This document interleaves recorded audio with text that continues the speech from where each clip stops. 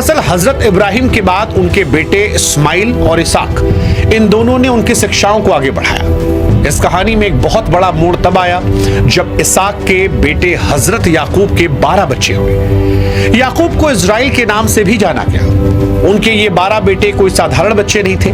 धार्मिक मान्यताओं की माने तो आगे चलकर इन्हीं 12 बेटों से यहूदी समाज के 12 विशाल और शक्तिशाली कबीलों का जन्म हुआ। वे व्यापार और हिसाब में इतने माहिर थे कि कम ही समय में मिस्र की अर्थव्यवस्था में उनका बड़ा स्थान बन गया। उनकी समृद्धि और लगातार बढ़ती आबादी ने वहां के राजा यानी फराओं के मन में एक अजीब सा डर पैदा कर दिया। राजाओं को ये प्रेज द लॉर्ड। मेरे मसीही भाई बहनों, यीशु मसीह नासरी के नाम में आप सभी मसीही भाई बहनों को सलाम। मैं नितेश कुमार मसीह। मेरे मसीही भाई बहनों, जैसा कि अभी इन दिनों आप जानते हैं कि किस तरीका से इजराइल पे हमला ईरान करते हुए नज़र आ रहा है।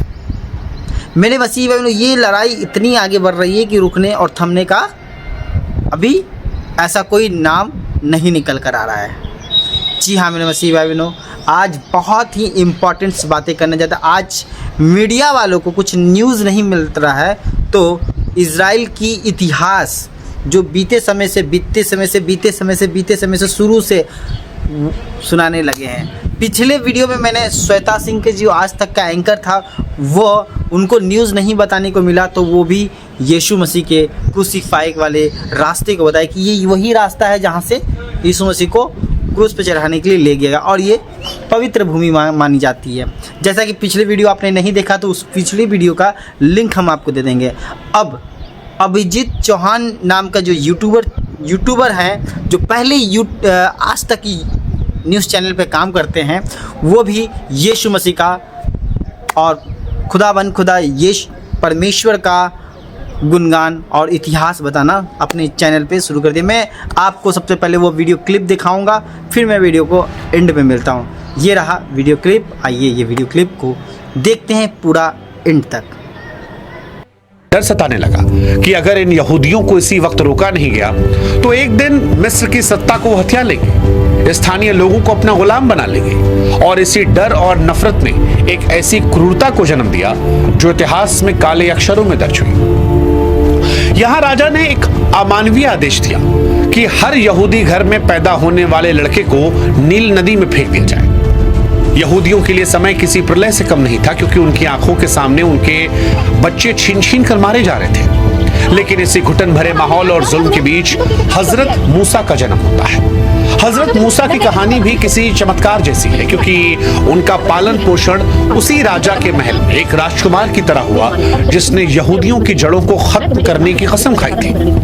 जब मूसा को अपनी असली जड़ों और अपनी कौम के दर्द का पता चला तो शाही सुख सुविधाओं को छोड़कर अपनी कौम को गुलामी की जंजीरों से आजाद करवाने का एक कठिन संकल्प लिया। रेगिस्तान से लौट क्यों आए?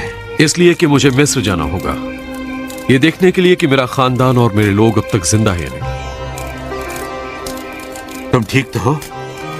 बिल्कुल ठीक, लेकिन मुझे मिस्र लौटना ही होगा। मैं जानता था कि जल्दी या देर से तुम वहां जरूर लौटोगे।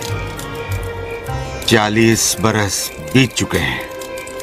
यकीन कीजिए चाचा जान, मैंने कभी नहीं सोचा था कि मुझे लौटना होगा, लेकिन फिक्र न करें, मैं वहां रुकूंगा नहीं, जल्द ही लौट आऊंगा।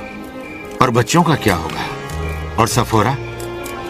उन्हें भी साथ में ले जाऊंगा ताकि वो मेरे खानदान को जान सके। मेरी दुआएं हमेशा तुम्हारे साथ हैं, जो कभी खत्म ना होंगी। तुम्हारा सफर सुकून और आराम से गुजरे। मैं खच्चर का बंदोबस्त करता हूँ। हालांकि मिस्र के इतिहास के रिकॉर्ड में बड़े पैमाने के पलायन के स्पष्ट प्रमाण नहीं दिखते, लेकिन उस दौर में यह मान्यता है कि यहूदियों के लिए मूसा का यह संघर्ष उनके लिए धर्म और राष्ट्रवाद की सबसे बड़ी नींव बना और फिर सबसे बड़ा पलायन उस दौर का हुआ। अब सवाल कि हजरत मूसा ने कैसे यहूदियों को मौत के मुंह से बाहर निकाला। तो देखिए, हजरत मूसा ने न केवल यहूदियों को एकजुट किया, बल्कि उन्होंने मिस्र के ताकतवर राजा की आंखों में आंखें डालकर अपनी कौम की आजादी की मांग की। जब राजा अहंकार में डूबा रहा और नहीं माना, तो धार्मिक ग्रंथों के अनुसार ईश्वर के चमत्कार और मूसा के अटूट साहस ने यहूदियों के लिए रास्ता बनाया। वो ऐतिहासिक दृश्य आज भी दुनिया भर की कहानियों में अमर है, जब मूसा के पीछे मिस्र की विशाल सेना थी और आगे गहरा लाल सागर। मूसा ने ईश्वर का नाम लेकर अपनी छड़ी उठाई और समुद्र का सीना 2 टुकड़ों में बंट गया। यहूदी उस रास्ते से सुरक्षित निकल गए और उनका पीछा करती राजा की सेना बीच समंदर में डूब गई।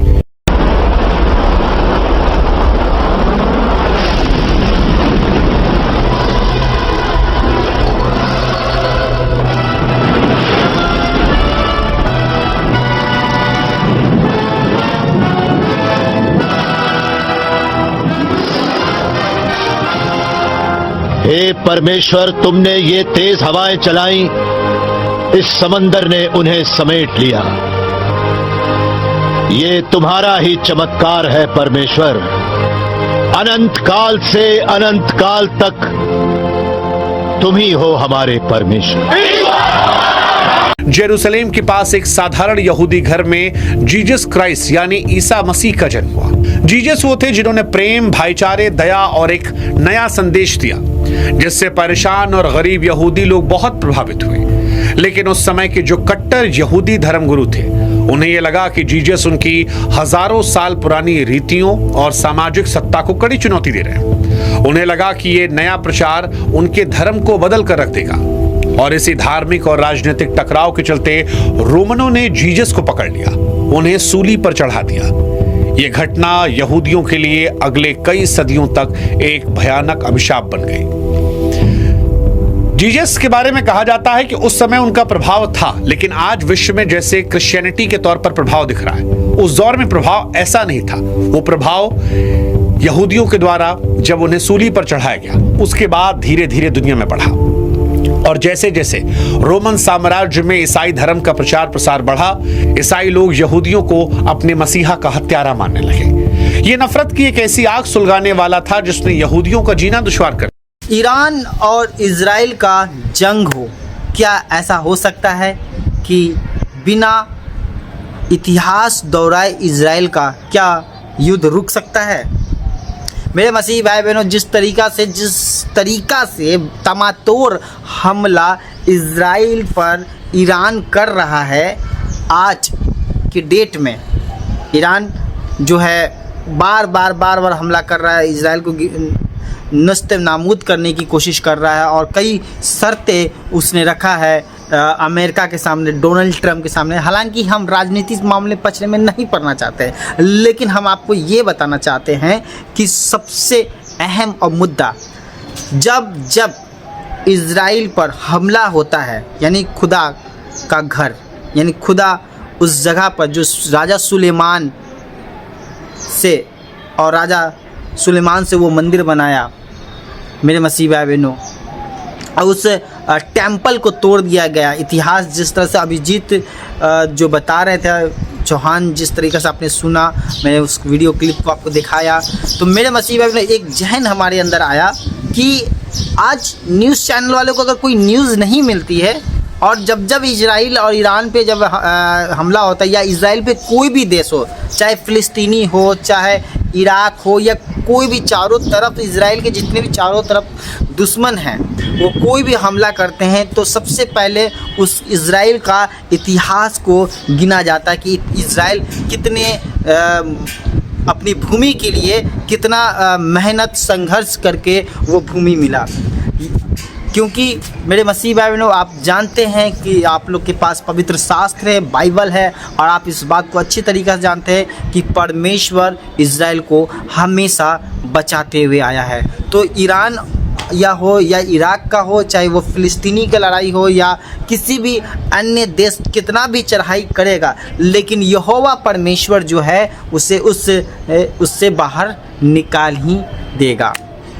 जैसा कि मेरे मसीह भाइयों, क्योंकि परमेश्वर इजराइल से बहुत ही प्रेम करता है, और ये बहुत अच्छी बात है, ये खुशी की बात है कि लोग जो है यीशु मसीह के बारे में जान पा रहे हैं। एक इतिहास लोगों तक पहुंच पा रहा है, एक वो इतिहास पहुंच पा रहा है जो बाइबल में दबी है, जो कई लोगों को सुनाई, जो अन्य जाति तक नहीं सुनाई जा रही है। आज अन्य जाति लोग, जो न्यूज़ एंकर्स लोग जो हैं, वो भी यीशु मसीह का प्रचार करते हुए नज़र आ रहे हैं। ये बहुत अच्छी बात है कि इंड समय यानी लास्ट समय जो अंत का समय है, जिस समय हम लोग अंत के समय की ओर बढ़ रहे हैं और यीशु मसीह का दूसरी आगमन हो रहा है मेरे मसीह भाई बहनों, उस अंत के समय में परमेश्वर किसी को भी इस्तेमाल कर लेते हैं, कहीं से भी ना कहीं से इस्तेमाल करके जो है अपनी महिमा प्रकट करते हैं। आज वहाँ पे जो अभिजीत जो है जो यूट्यूब चैनल चलाते, कभी आज तक में काम करते थे,